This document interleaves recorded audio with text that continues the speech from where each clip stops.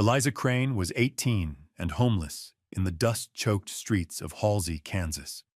She had no family left in the world, no prospects to speak of, and a carefully folded $10 bill that represented the last of her mother's meager savings. With that solitary bill, she bought the abandoned Cattleman's Trust building, a gutted stone shell on a main street that had already surrendered to the prairie wind. But what no one knew, not the bitter, ruined ranchers who rode past her without a glance, not the prairie dogs that had claimed the town square, and not even Eliza herself, was that behind a massive, rust-fused vault door lay the secret to the town's ruin, and the unlikely blueprint for her own salvation. This is the story of how a book, a ledger, and the ability to read them rebuilt a life from the ashes of a forgotten town. Her mother, Eleanor Crane, had been a schoolteacher, a woman from a quiet corner of Ohio who believed that knowledge was the only inheritance that could never be stolen. She had followed a husband west, a freighter with hopeful eyes who was lost to a blizzard on the Santa Fe Trail when Eliza was only 4. Eleanor never remarried. Instead, she poured all her thwarted hopes and quiet affections into her daughter and her small one-room schoolhouse. She taught Eliza the steady, beautiful logic of numbers, the shapes of letters, and the stories they could build. While other girls learned stitching and canning, Eliza learned the quiet satisfaction of a balanced equation and the clean lines of a well-formed sentence.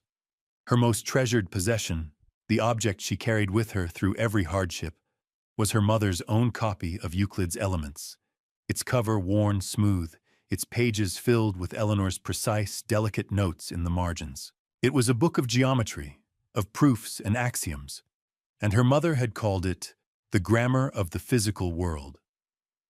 Eleanor believed that if you could understand the principles that governed lines and angles, you could understand the structure of anything, from the joists of a roof to the columns of a ledger. That inheritance became Eliza's only shield when her mother's cough deepened and settled in her lungs. Consumption was a slow, patient thief, and it took Eleanor over the course of a long, hard winter. Eliza was 16 when she buried her mother in the small churchyard, and from that day forward, she was entirely on her own. She was competent and quiet, accustomed to work, and she found small jobs here and there, mending clothes for the blacksmith's wife, scrubbing floors at the mercantile, helping with the canning at the Miller Ranch. She never complained, never asked for more than was offered, and held herself with a stillness that people mistook for simplicity. They saw a plain, hard-working orphan. They did not see the sharp, observant mind behind her calm, gray eyes, a mind that saw the world in terms of structure, of causes and effects, of problems waiting for a logical solution. She was always watching, always learning, filing away the details of how things worked, or more often in Halsey, how they were falling apart. The town itself was in a slow, grinding decline, a casualty of a cattle boom that had gone bust, and the final fatal blow had come from the very institution that was meant to be its anchor, the Cattleman's Trust. The bank's failure had been swift and brutal. Its president, a man named Silas Croft with a warm smile and cold eyes, had vanished overnight. One morning, the doors were locked. By noon, the panic had set in. By evening, the town understood it had been bled dry. The ranchers, the merchants, the widows who had entrusted their small savings to Croft's care, they were all ruined. The locked doors of the bank were a monument to their broken trust, and Halsey began to empty out, family by family, as if a plague had swept through. People packed what they could onto their wagons and simply left, abandoning homes and businesses, surrendering their dreams to the encroaching prairie grass. Eliza's own ejection was not a single dramatic event, but the final quiet consequence of this communal collapse. The Millers, the last family she worked for, called her into their sparsely furnished parlor one afternoon. Mrs. Miller, a woman who had always been kind in her own distracted way, could not meet her eyes. It was Mr. Miller who spoke, his voice heavy with the weariness of a man who had lost everything. They were leaving, heading for Oregon where they had family. They had no money to pay her, and no room for her on the wagon. He pressed $2 silver into her hand. "It's all we can spare, Eliza," he said, his voice rough with shame. "God go with you." She did not cry or plead. She simply nodded, thanked them for their past kindness, and went to the small attic room where she slept.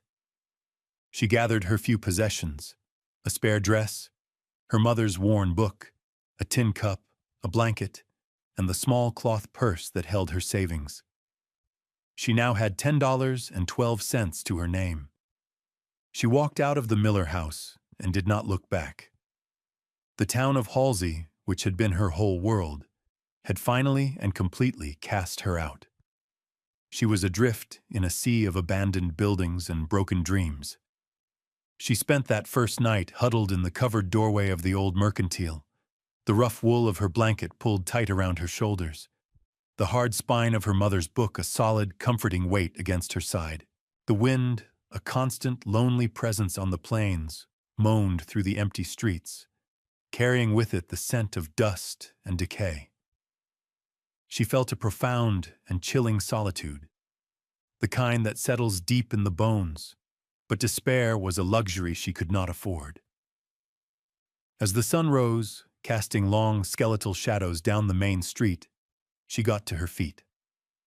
Her mind, trained in the cool logic of her mother's lessons, was already at work, not on what she had lost, but on the problem that lay before her: survival. Her journey was not one of miles, but of steps, a slow, deliberate circuit of the dead town. She walked the length of Main Street, her eyes taking in the details of the decay with a dispassionate clarity. She saw the sun-bleached curtains still hanging in the windows of the hotel, the faded lettering on the assayer's office, the way a single, resilient sunflower had pushed its way up through a crack in the boardwalk. She was not looking for pity or for remnants of the past. She was assessing resources, searching for shelter. Most of the wooden buildings were collapsing, their roofs caved in, their walls leaning at precarious angles. They were fire traps, filled with rotting wood and broken glass, offering no real defense against the elements or the occasional drifter who might wander through. But the bank was different. It was the only stone building in town, a two-story structure of limestone blocks, quarried from the hills to the north. It had been built to project an image of permanence and security, an irony that was almost too bitter to contemplate. Its grand windows were shattered, and the heavy oak doors hung slightly ajar, but the walls were solid, square, and true. A notice, weathered and peeling, had been nailed to one of the doors by the county marshal months ago. It read, "For sale by county order, property of the defunct Cattlemen's Trust, $10 for deed and title. County assumes no liability." $10. It was everything she had, save for 12 cents. To anyone else it was an absurd proposition, paying for a ruin, a monument to failure that was worth less than nothing. But Eliza saw it differently. She saw 4 solid walls and the possibility of a roof over her head. She saw a defensible space, a shelter that would not collapse in the first winter storm. It was a problem, yes, but a problem with a structure she could understand. The decision formed in her mind with the quiet certainty of a solved equation. She spent the next 2 days walking the 20 miles to the county seat in Prairie Ridge. The marshal, a tired, overweight man named Blevins with faded suspenders and a permanent look of resignation, was sitting behind a desk cluttered with dusty papers. He looked up, surprised, when she stated her business. "The old bank in Halsey?" he asked, squinting as if to see her better. "Child, what in God's name would you want with that pile of rocks?" She did not offer an explanation. She simply placed her $10 bill on the desk. "I want to buy it," she said. He shrugged, the gesture of a man long past caring about the strange tides of human misfortune. He filled out the deed with a scratchy pen, signed it, and stamped it with the county seal. He pushed the paper across the desk. "It's yours," he said. And then, with a flicker of something that might have been pity, he added, "Good luck to you." Eliza folded the deed carefully and placed it in her bodice. It was the first thing she had ever truly owned. The walk back to Halsey felt different. The wind was still cold, the landscape just as vast and empty, but she was not a vagrant anymore. She was a property owner. She was walking home. Upon her return, she approached the Cattleman's Trust, not as a squatter seeking refuge, but as its legal proprietor, the deed a crisp, official document tucked safely away. She pushed the heavy oak doors fully open, the groan of their hinges echoing in the cavernous space, and stepped inside to take stock of her purchase. The air was thick with the smell of damp plaster, stale air, and the faint, dry scent of old paper. Sunlight streamed through the shattered front windows, illuminating swirling columns of dust and casting a harsh light on the scene of devastation. The main banking floor was a wide, open room with a high ceiling, but it was buried under a layer of debris. Plaster had fallen in great chunks from the ceiling, mingling with shards of glass, splintered wood from overturned furniture, and a thick carpet of miscellaneous papers, old forms, notices, and scraps of correspondence that had been scattered in the bank's final, frantic days. The once proud teller's counter, a long, imposing barrier of carved oak, had been vandalized, its surface scarred and a section of its beautiful grillwork torn away, likely by looters searching for anything of value. Her gaze traveled upward. The roof, she noted with a practical eye, was the most immediate problem. In the rear corner of the building, a section of the timber and shingles had given way, leaving a ragged hole several feet across, open to the sky.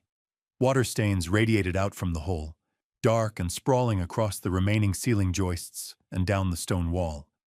That was where the rain and snow would come in, turning the interior into a swamp and rotting what little wood was left. The rest of the structure, however, was as solid as she had hoped. The limestone walls were immense, 2 feet thick, the blocks fitted together with a craftsman's care. They were stained and grimy, but they were unbreached, a fortress against the relentless prairie wind. She walked the perimeter of the room, her boots crunching on the debris. In the back, behind the ruined teller counter, were 2 small offices. One was completely empty, save for a broken chair. The other, the bank president's office, was in better condition, its door still on its hinges. Inside, a heavy mahogany desk lay on its side, its drawers pulled out and emptied. And against the back wall of this office stood the vault. It was a formidable object, a black iron rectangle set flush into the stone. The door was massive, at least 6 inches thick, its face a mottled canvas of orange and brown rust. A large, spoked handle, meant to retract the locking bolts, was frozen in place. The combination dial above it was a solid, unmoving lump of corroded metal. Someone, likely the same looters who had vandalized the counter, had tried to force it.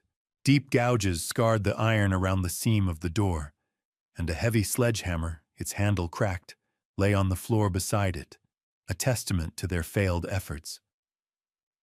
Eliza ran her hand over the cold, rough surface. She felt no thrill of mystery, no dream of hidden gold. The bank had been picked clean. Everyone knew that. The vault was just another broken part of her broken building, a sealed-off chamber of forgotten air. Her focus remained on the immediate, the practical. Before she could think about vaults or ledgers, she needed a dry place to sleep, a fire to ward off the chill of the coming autumn nights, and a way to secure her new home against the elements. The task before her was immense, but for the first time in a long time, she had a place to begin. She had work to do. The first days were spent clearing a space. She found a rusty but serviceable shovel in the alley behind the building and began the slow, back-breaking work of hauling out the debris. She worked with a steady, unhurried rhythm, her movements economical and precise. She piled the broken wood in one corner for eventual use as firewood, the shattered glass in another for safe disposal, and shoveled the plaster dust and rubble into a discarded wooden crate, which she dragged outside and emptied load by load. She focused on the back corner of the main room, the area furthest from the hole in the roof. By the end of the third day, she had cleared a 10 by 10-foot square of the stone floor.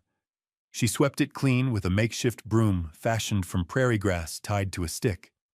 This small, clean square, set against the backdrop of chaos, was her first victory.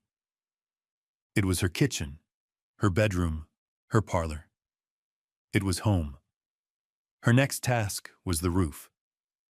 She couldn't hope to rebuild it properly, not without lumber or tools she didn't possess, but she could patch it.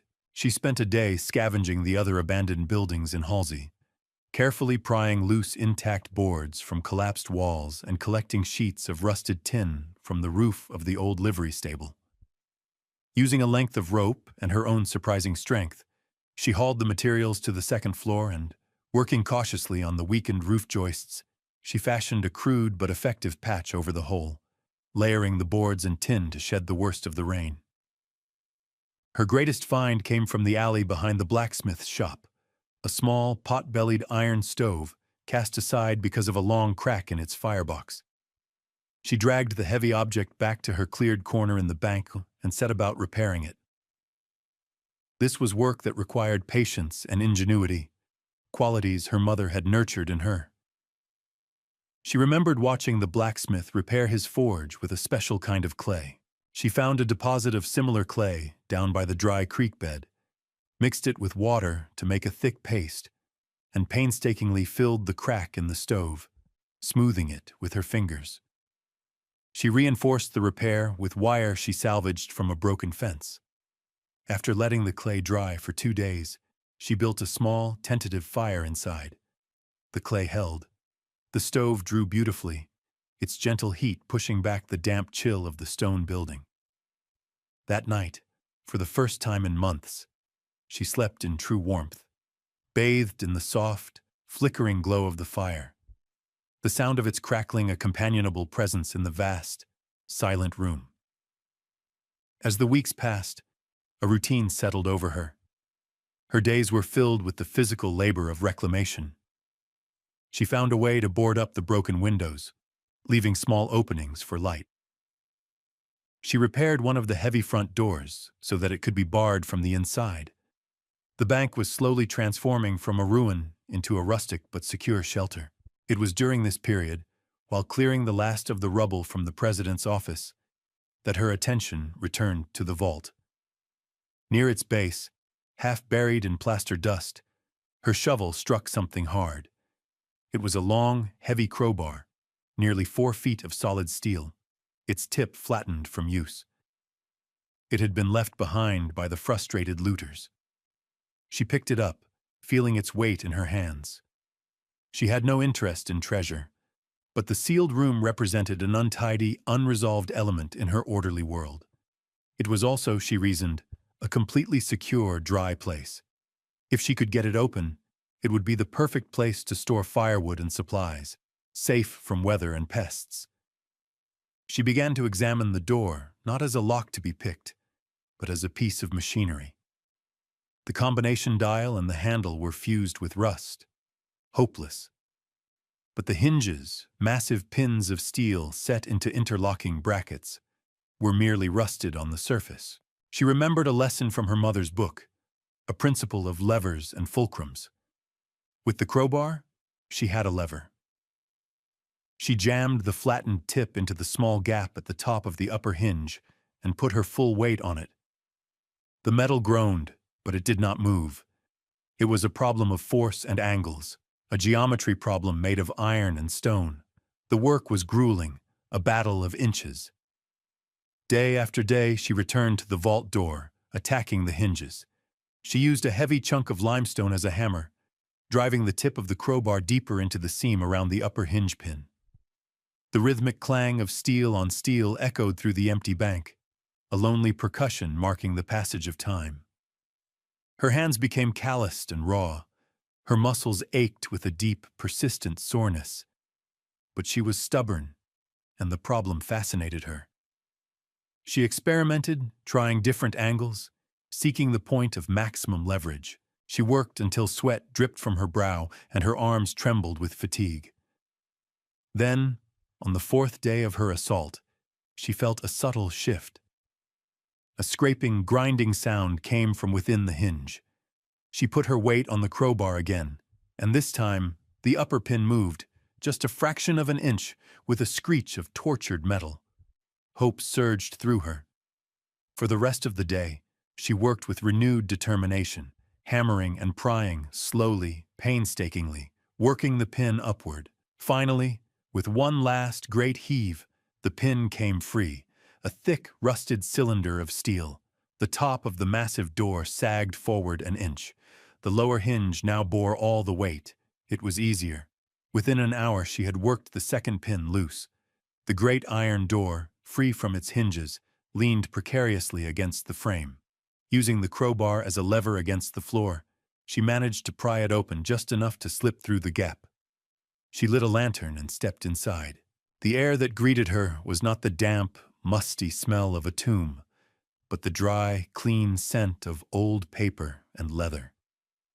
The vault was not a strong room for gold, but a records chamber, a fireproof library. It was small, no more than 8 feet square. 3 of the walls were lined with sturdy wooden shelves, and on those shelves sat rows of thick, leather-bound ledgers, their spines stamped in faded gold leaf. Cattleman's Trust, Halsey. In the center of the room stood a heavy oak desk and a single chair, both covered in a fine layer of dust. The room was a time capsule, perfectly preserved from the day it was sealed. On the desk sat a large black metal strongbox. It was locked. Unlike the vault door, its lock was small and simple. A few sharp blows with the crowbar at the hasp, and the lid sprang open. Eliza lifted it, her heart beating a little faster despite herself. Inside, there was no glint of coin or jewel. The box was filled to the brim with paper, stacks of it, tied neatly with string. She lifted out the first bundle. They were depositors' notes, printed on heavy bond paper, each one recording a name, a date, and an amount, and each bearing the florid signature of Silas Croft. She saw names she recognized: Miller, Carter, Gable. To anyone else, they would have been a collection of worthless receipts from a bankrupt institution, a cruel reminder of all that had been lost. But Eliza, who had spent her life with books and numbers, felt a prickle of curiosity. This was a record, a story waiting to be read. She turned her attention to the ledgers on the shelves. She pulled down the largest one, dated for the year the bank failed. She opened it on the desk, the stiff pages crackling in the silent room. The book was filled with columns of transactions, recorded in a precise, elegant script. It was a meticulous accounting of every dollar that had flowed into and out of the bank. And tucked between the pages, near the very end, was a sealed envelope addressed simply, "To whomever finds this."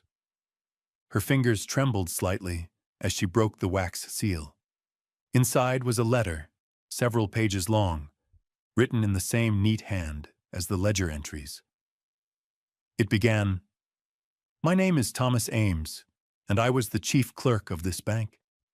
If you are reading this, it means that my conscience has found a voice, even if I lacked the courage to give it one myself." What followed was a full confession, not of his own guilt, but of his employer's. Silas Croft had not lost the town's money in risky cattle futures, as he had claimed. That story had been a carefully constructed lie. Over the course of 6 months, he had systematically converted every asset: the rancher's savings, the merchant's operating funds, the widow's nest eggs, into untraceable bearer bonds and cash. He had emptied the bank, leaving behind only these worthless paper notes to create a confusing trail. Ames, a quiet man trapped by fear and a misplaced sense of loyalty, had been forced to help, recording the fraudulent transactions. The letter detailed Croft's plan, his destination, a bank in San Francisco, and the false name under which he intended to live. But it was the final paragraph that made Eliza's breath catch in her throat. Ames wrote, "I have recorded the truth of every transaction in this ledger.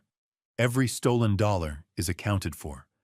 I also studied the bank's territorial charter, a copy of which is in the bottom drawer of this desk. It contains a clause, Article 9, Section 4, which states that in the event of the bank's dissolution, any unclaimed deposits or assets legally revert to the holder of the physical property deed after a period of 1 calendar year." Mr. Croft believed no one would ever look, and that the building would fall to the county for taxes. He was a thorough man, but he was arrogant. He did not account for this.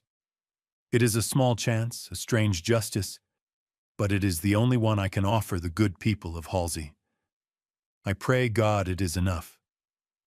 Eliza's mind raced, connecting the pieces with the speed of a practiced thinker. The bank had failed well over a year ago. She held the deed. The depositor's notes in the strongbox were the legal claims. The ledger was the irrefutable proof of the theft. The fortune wasn't gone, it was stolen. And according to the law, the claim to it now belonged to her. She sank into the dusty chair, the letter in her hand, the weight of her discovery settling upon her. She looked from the ledger to the strongbox, then at her own calloused hands. Her mother had taught her that literacy was power, that numbers told the truth. In this dusty, forgotten room, that inheritance had just unlocked the future of an entire town. She was no longer just a survivor in a ruin. She was the custodian of a stolen hope, and the quiet girl who had been dismissed and overlooked now held the key to everything. The immediate thrill of discovery quickly gave way to the sobering weight of responsibility. Eliza knew this was bigger than her own fortune. The names in the ledger were not abstractions. They were the people she had known her whole life, the families who had lost everything, whose despair had emptied the streets of Halsey. The money was theirs, stolen from them by an act of profound betrayal. Her holding the deed was a legal accident, a quirk of fate. To simply claim the money for herself felt like a second theft. Her purpose, she realized with absolute clarity, was not to enrich herself, but to restore what had been taken. Yet she was an 18-year-old girl with no standing and no power. Who would believe her? A wild story about a hidden ledger and a legal loophole coming from an orphan squatting in the town's most hated building would be dismissed as fantasy, or worse, as a grift. She needed allies. She needed proof that was not just on paper, but in the testimony of trusted men.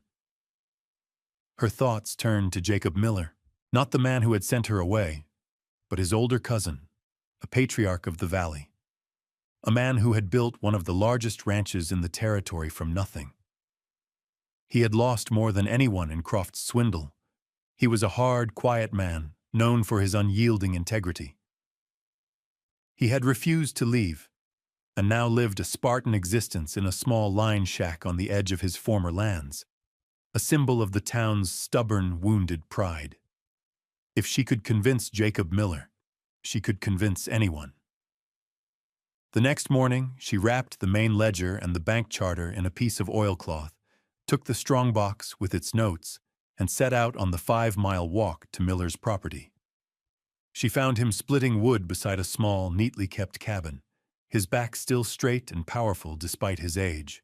His face, weathered and grim, registered surprise at her approach, but he said nothing, simply resting his axe and watching her. "Mr. Miller," she began, her voice steady, "I need to ask for your time. I have something to show you. It concerns the cattleman's trust." His eyes narrowed with suspicion and old pain. "There's nothing left to say about that bank, girl. It's dead and buried." Eliza did not flinch. "Not entirely, sir," she said. She unwrapped the heavy ledger and laid it on the woodpile. "I found the bank's final records. They weren't destroyed. Silas Croft didn't lose the money. He stole it, and I have the proof." For an hour she laid out the story, her presentation as clear and logical as one of her mother's geometry proofs. She showed him the clerk's letter, pointed to his own name in the ledger, the record of his life's savings, and then produced the corresponding depositor's note from the strongbox. Finally, she showed him the bank charter, her finger tracing the words of Article 9, Section 4. Jacob Miller listened in silence, his expression unreadable. He picked up his own depositor's note, studying the paper, the ink, the familiar signature of the man who had ruined him. He ran a thumb over the columns in the ledger. He was a man who understood cattle counts and land deeds. He recognized the authority of a well-kept book. When she finished, a long silence stretched between them, broken only by the sighing of the wind. "You can read this," he said at last. It was not a question, but a statement of fact, tinged with a kind of wonder. "Every word," Eliza confirmed. "My mother was a teacher." He looked from the book to her face, and for the first time, he seemed to see her not as a stray orphan, but as someone of substance. "If this is true," he said slowly, his voice raspy with an emotion he could not hide, "if what these papers say is the God's own truth, then everything changes."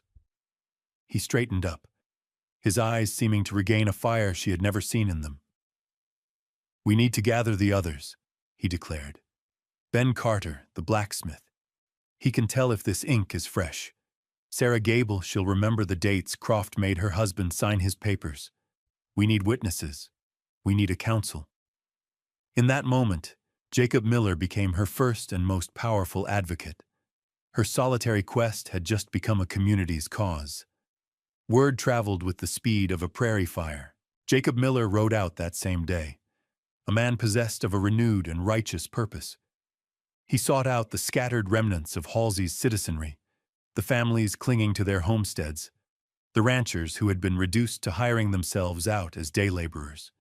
He brought them back to the bank, one by one or in small family groups. They came with suspicion in their eyes, their faces etched with the hardness of loss. They entered the cavernous stone building, a place they had only known as the source of their ruin, and found Eliza Crane waiting for them, a ledger open on a makeshift table. She met each of them with the same calm, quiet dignity. She would find their name in the book, show them the record of their savings, and explain the clerk's letter and the charter. She answered their questions patiently, her command of the facts irrefutable. Ben Carter, the blacksmith, a man whose powerful hands were surprisingly gentle, examined the ledger under the lantern light. "The paper is right for the time," he pronounced, sniffing a page. "And this ink, it's iron gall. Been set on this page for more than a year, I'd wager. This is no forgery." Sarah Gable, a widow whose grief had settled into a fierce, protective shell, gave a tearful but clear account of the day Silas Croft had convinced her husband to sign over the deed to their farm as collateral, a transaction meticulously recorded in the ledger. With each new testimony, the truth became more solid, more undeniable. The atmosphere in the bank began to change. The initial skepticism gave way to a fragile, burgeoning hope, and then to a slow-burning anger directed not at the world, but at the man who had wronged them. The bank's main room, which had been Eliza's solitary refuge, transformed into a town hall, a council chamber, a place of pilgrimage. People started bringing things. Ben Carter arrived one afternoon with his tools, and without a word, set about expertly repairing the cracked stove and forging a new, stronger latch for the front doors. Sarah Gable and two other women organized a communal kitchen in one corner, bringing stew and fresh bread, their presence turning the cold stone building into a place of warmth and nourishment. Men who had been rivals for grazing rights now worked side by side, patching the roof properly, replacing the broken glass in the windows with oiled paper, and building sturdy benches from salvaged lumber. The work was a form of therapy, a way to channel their anger and grief into something constructive. They were not just repairing a building, They were rebuilding the heart of their community, and Eliza, the quiet girl with the book, was its unlikely center. They began to call her Miss Crane, a title of respect offered freely and without prompting. She had given them more than just the possibility of their money back. She had given them back their shared history and a common cause. The reclamation was a slow, legal process, navigated by the steady hand of Jacob Miller and the undeniable evidence of the ledger. He and a small council, elected in the main room of the bank, hired a lawyer from Topeka and filed a formal claim with the territorial government, presenting the ledger, the clerk's letter, and sworn affidavits from a dozen former residents of Halsey. The territorial marshals, armed with the detailed information from Thomas Ames's letter, were able to track Silas Croft to San Francisco, where he was living under an assumed name. They froze his assets, and the slow, arduous process of recovery began. While the lawyers and politicians argued, life in Halsey began to settle into a new rhythm. Some of the families who had left began to drift back, drawn by the news that the town was not as dead as they had believed. The money had not yet returned, but the hope had, and that proved to be a more powerful currency. The bank became the town's official center. By unanimous vote of the council, the deed was formally and legally signed over to Eliza, free and clear, along with a promise of a 10% finder's fee from all recovered assets. It was a fortune that would ensure she would never be homeless or hungry again, but she had already found something more valuable. The community decided that the large banking room should serve a dual purpose. By day, it was to be a schoolhouse. By night, a town hall. And there was no question as to who the teacher would be. Eliza, using her mother's books and her own clear, patient methods, began teaching the town's children their letters and numbers. She would stand before them, a piece of charcoal in her hand, and draw the clean, perfect lines of a triangle on a slate, explaining the principles of Euclid with the same reverence her mother once had. She was a natural teacher, and the children, many of whom had never had any formal schooling, were hungry to learn. The back office, where the vault stood with its door now properly rehinged by the blacksmith, became her private quarters. It was a simple, comfortable home, filled with the warmth of her repaired stove and the scent of the bread Sarah Gable often left for her. She was no longer Eliza Crane, the orphan, the outsider. She was Miss Crane, the teacher, a respected and essential member of the community she had resurrected. She had a name, a home, and a purpose, all of it built from the ruins of a failed bank. One evening, as winter began to lay its first frost on the prairie, Eliza sat in her small apartment, the quiet hum of the town council meeting filtering through her door. The main room was lit by a dozen lanterns, their warm glow a beacon in the vast darkness of the plains. She looked at the simple bookshelf Ben Carter had built for her. On it sat her mother's worn copy of Euclid's Elements, its spine faded, its pages soft with use. Next to it, she had placed the letter written by Thomas Ames, the bank clerk, which she had carefully preserved. One was an inheritance of knowledge, a gift of logic and reason from the mother who had loved her. The other was an inheritance of conscience, a gift of truth from a stranger she would never meet, a man who had chosen to do the right thing in the face of his own fear.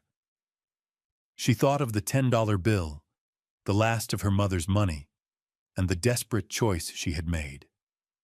It had bought her a pile of stones, a broken roof, and a future she could never have imagined. Eliza Crane was 18 and had been homeless. She had $10 to her name, and she spent it on a ruin. It was the only true home she had ever known, built not of stone and wood, but of numbers and names, and the quiet, world-changing power of a single well-kept book. It was the best $10 she ever spent.